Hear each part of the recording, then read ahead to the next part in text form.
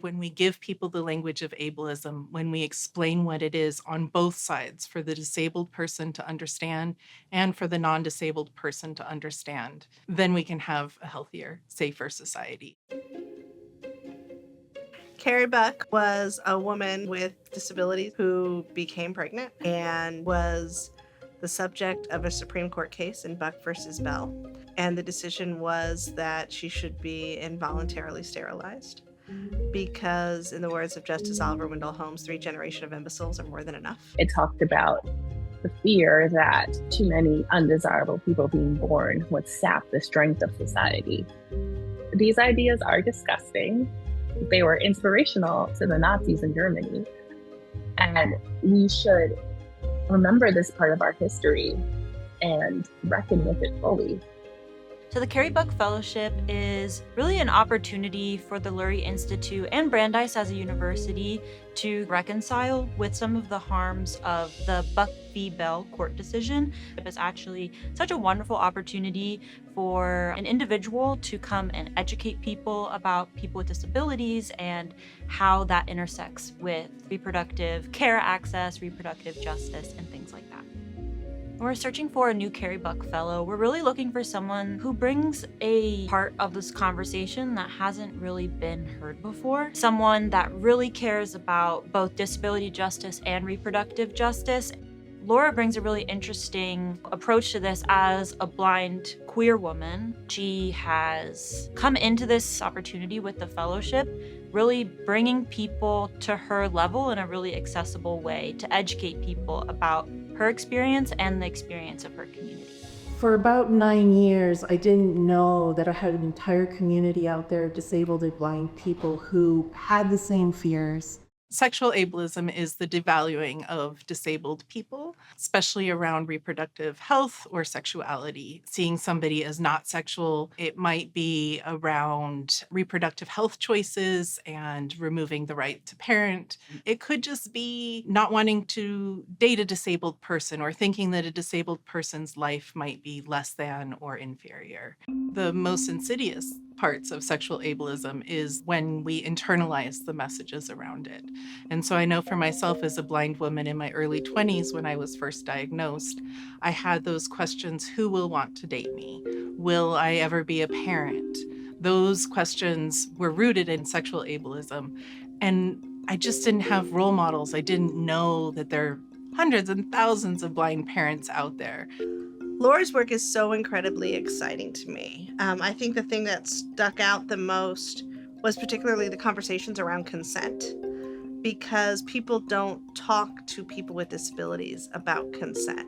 And so if we're talking about parents, teachers, or educators, that may often look like creating a classroom that is consent-centered, that centers the child and their autonomy and their agency, and starts planting those messages from a really young age. And I do work to show the parents, teachers, and educators how the way that they are modeling consent and healthy relationships will determine how those students grow up and the relationships that they go into. We don't talk about disability and sexuality. We don't talk about disability and sex, like, at all.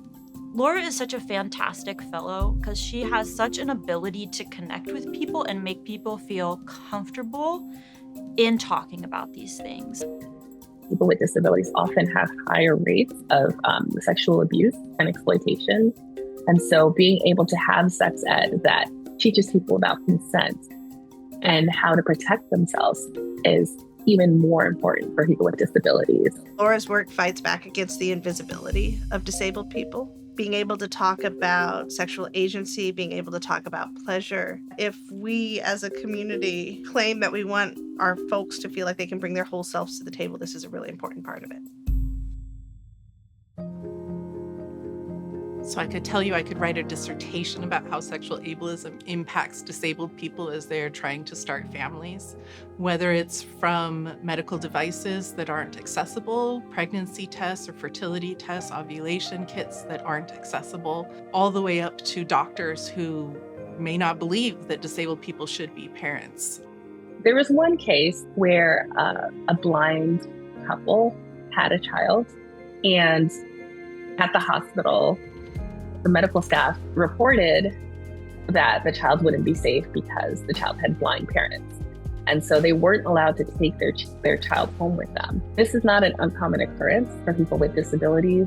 There's such a expectation to be the perfect parent. And then there's this huge other layer of what that looks like to be a perfect parent with a disability. Because a lot of people think people with disabilities aren't really capable of anything, let alone having a job, having a home, having children. The medical system used to practice eugenics, doing forced sterilizations, and now we really have turned to the courts to see who can be fit for parenthood. More than anything, we really need to understand what parenting can look like for a person with a disability, but help providers, help social workers and other people know that, oh, this is just how this parent is parenting. It's not actually that this child is in danger. It's different, not worse.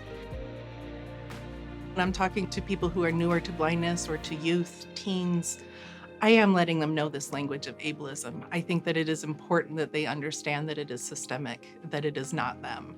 I think it's important that if they have a negative belief or attitude or thought around blindness, that they stop and question where that came from. Participating in their community, having economic independence and freedom, people being able to make decisions about their own lives, all of that is the world that Carrie Buck deserved. To be able to raise their children and share the love that they have in their hearts with the people they care about. Carrie Buck deserved so much more.